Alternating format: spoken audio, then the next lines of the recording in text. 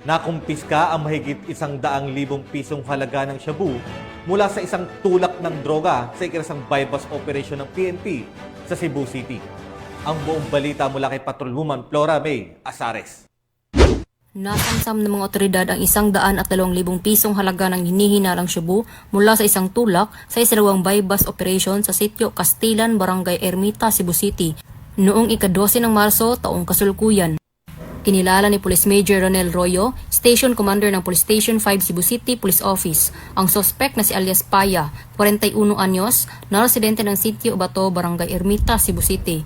Dakong alas 9:30 ng gabi nang magsagawa ng bypass operation ang mga operatiba na nagresulta sa pagkasamsam ng 10 pakete ng hinihinalang shabu na aabot sa 15 gramo at may standard drug price na 102,000 pesos at bypass money.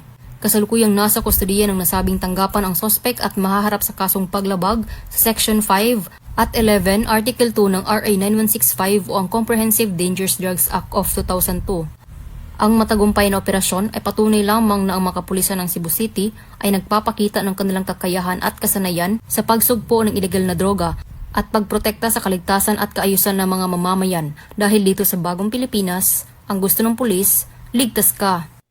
Mula dito sa Central Visayas, ako ang inyong PNN correspondent, Patrolwoman Flora May Azares, alagad ng batas, tagataguyod ng Balitang Pulis.